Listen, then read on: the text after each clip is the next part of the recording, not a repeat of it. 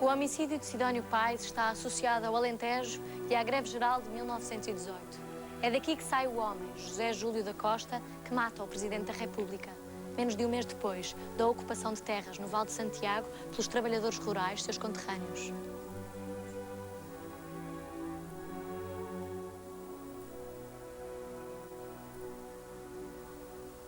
Sou José Júlio da Costa. Nasci a 14 de outubro de 1893, no Garvão. Sou alentejano, viu? Sou do celeiro da nação. O meu pai, Eduardo Brito Júlio, e a minha mãe, Maria Gertrudes da Costa Júlio, tinham umas pequenas terras. Sou o segundo filho de 7 irmãos. O José Júlio da Costa, o meu pai dizia que era um republicano assanhado e mais. O meu pai também dizia que ele tinha o republicanismo entranhado. Aos 16 anos, aceitei praça no Exército.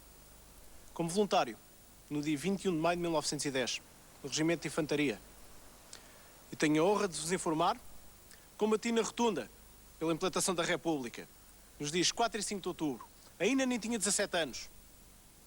Eu creio que ele é um fanático puro, um exaltado e, sobretudo, um homem que, a certa altura, através das suas longas declarações e, sobretudo, das suas entrevistas, que são muito importantes, na minha perspectiva, se revela como uma figura agressiva e um homem que quer passar à história como o autor de um gesto grandioso e libertador de Portugal, o assassino do germânico, do agente alemão, Sidónio Pais. Lutei pela minha pátria. Lutarei sempre pela minha pátria. Lutarei sempre pela República. Sou patriota, republicano e sou um homem de palavra. Usava pistola, obrigou um senhor a ter um cigarro na boca e tirou-lhe com um tiro. Quando saí do Exército, em 1916, já era segundo sargento. Mal começou a guerra na Europa, voltei a oferecer-me. Desta vez à Embaixada Francesa, em Lisboa. Só não fui porque não me deram passaporte. E é pena, porque sou um exímio atirador. Pelo que eu ouvi, e acho que quando se deu as ocupações de terra no Val de Santiago, ele pegou no cavalo e foi para lá. E foi pescado, digamos assim, pelas forças policiais que lhe pediram para servir de intermediário.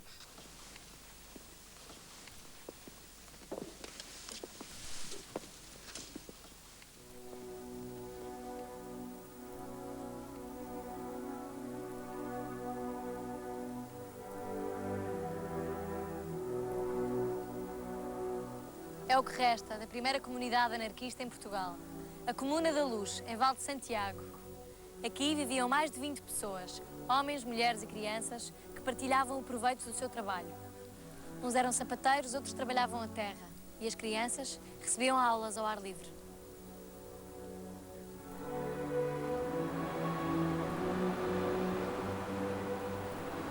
O fundador da Comuna, António Gonçalves Correia, era caixeiro viajante. Aproveitava as suas viagens de trabalho para fazer comícios, onde inflamava o povo com ideais anarquistas. A vida em comunidade, a propriedade coletiva e a gestão do produto de trabalho por quem o produz. Costumava dizer que a revolução era a sua namorada.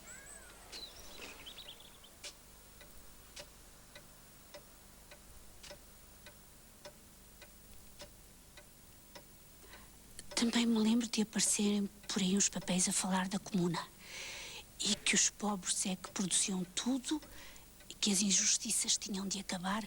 Ai, que era preciso fazer a revolução. É.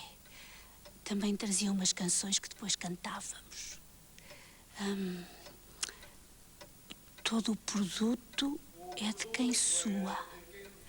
A corja rica que o recolheu, queremos que o restitua. O povo só quer o que é seu. Numa aldeia pequenina, escutem os trabalhadores.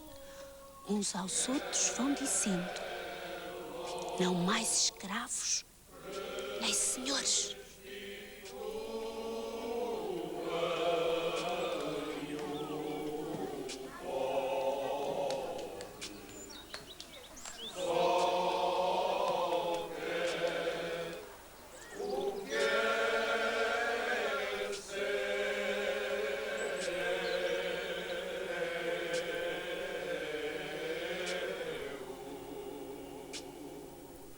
Uma vez que o Gonçalves Correia era um indivíduo de verbo fácil, digamos. Portanto, ele era um indivíduo com uma grande capacidade de comunicação, portanto, que chegou a participar em certos comícios, em Odmira, nomeadamente em reuniões com trabalhadores, e como tal faz todo o sentido, e uma vez que havia uma associação de trabalhadores rurais no Vale de Santiago, que ele fosse uma presença constante, digamos assim, nessa associação, e tentasse transmitir os seus ideais de uma sociedade mais justa, mais fraterna. Na verdade, a maioria das pessoas eram analfabetas.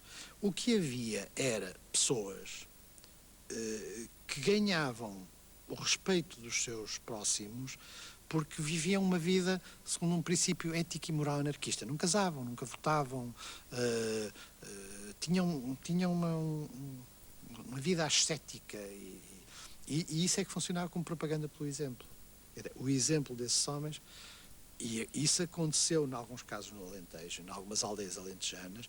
Há personagens tutelares, no caso do Gonçalves Correia, que é o caso, há personagens tutelares que, anarquistas, esses já não são apenas sindicalistas revolucionários, são de modo geral anarquistas, já com uma ideia sobre a sociedade baseada nos princípios do anarquismo.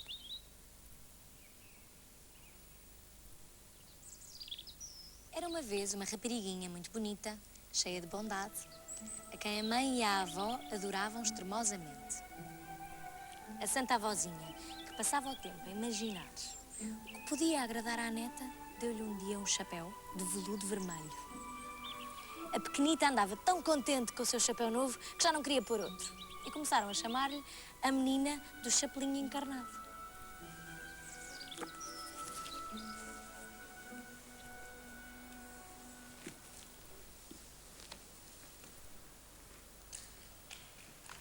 Passavam muita fome.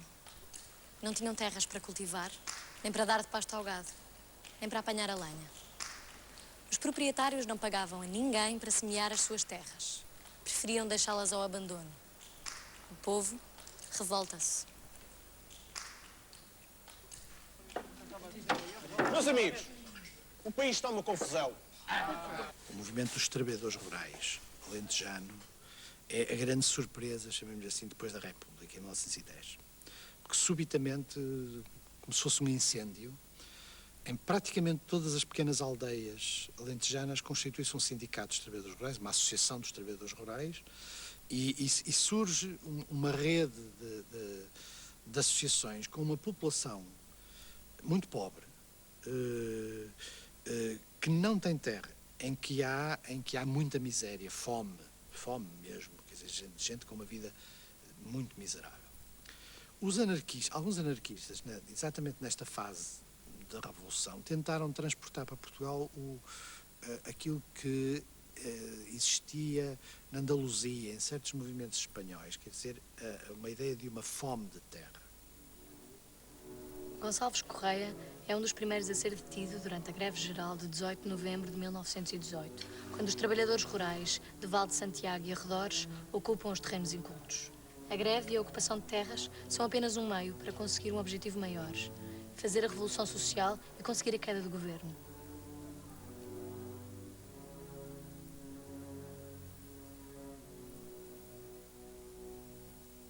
Sr. Paes, antes de mais, era um homem extremamente simpático, era um homem que entusiasmava o público feminino, as mulheres viam-no com tinha aquilo que nós podemos chamar um sex appeal evidente, não é? E, por outro lado, era um homem garboso, brioso, tinha um grande carisma. Aquelas particularidades que serão mais tarde atribuídas aos regimes fascistas, partido único, o chefe, a violência, etc. O Sidónio já traz isso. O Sidónio é idolatrado, o chefe, não é por acaso que lhe chamam o presidente rei, e a polícia exerce uma repressão violenta. Eram conhecidos pelo povo os lacraus.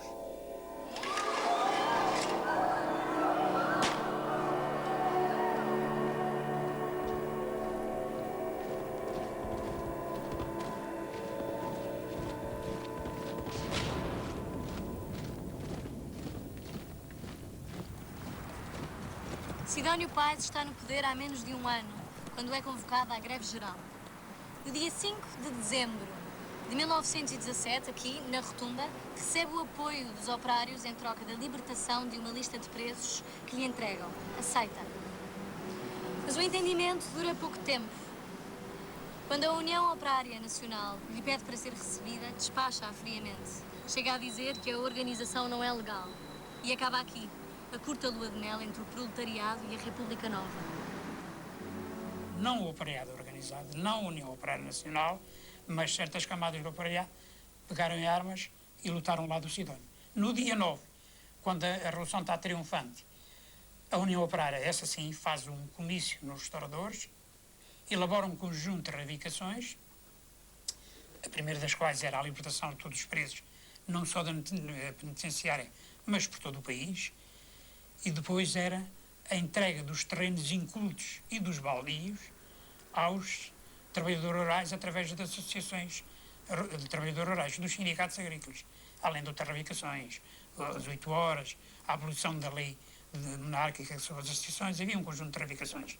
O Sidónio nunca atendeu a essas reivindicações, como não podia deixar de ser. E, portanto, a primavera sidonista durou pouco tempo. Apesar de tudo, nos primeiros meses da sua governação, o povo gosta dele. Acaba com a perseguição à Igreja Católica. Distribui sopa pelos pobres, mistura-se com o povo. Para o envio de tropas para a guerra e usa sempre farda.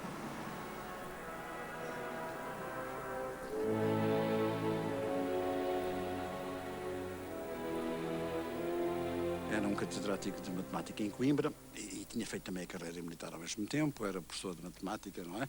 Mas, praticamente, desde que vai para embaixador em Berlim, abandona a farda, de tal modo que quando faz a Revolução do 5 de dezembro, precisa de uma farda e vai pedir ao filho emprestada a farda do filho, que era oficial do exército, porque ele não tinha já farda que pudesse vestir e limitou-se a cozer os galões de major sobre os seus ombros. E depois, mais tarde, fará uma farda especial para ele, a farda do Presidente da República.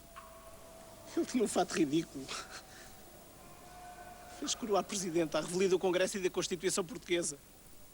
A ideia que nós recebemos, transmitida por meios familiares, obviamente, é que o Sidónio Pais era um populista. Era uma pessoa que participava em todas as cerimónias militares públicas, fazia visitas pelo país todo, portanto, eu estou convencido que o seu desaparecimento brusco deixou um vazio que foi aproveitado emocionalmente pela população. Dentro de casa e em Portugal e nas famílias portuguesas, Sidónio Pais era idolatrado por ter posto fim à guerra. Quer dizer, a guerra continuava, mas com os pobres dos guerreiros que já lá estavam, em África ou na França, mas de Portugal já não partia mais ninguém. Combati na Flandres, em França. O Sr. Sidónio Pais é o responsável pela morte de 3.000 soldados, oficiais e sargentos. Sidónio beneficiou do facto de não ter sido possível, não é que ele não quisesse, mas não lhe foi possível continuar a enviar tropas para render as tropas portuguesas que combatiam na Flandres, porque os próprios ingleses não disponibilizavam o transporte necessário para esse efeito. Uma das razões, aliás, é que, entretanto, ocorria em Portugal uma epidemia de tifo e era extremamente perigoso.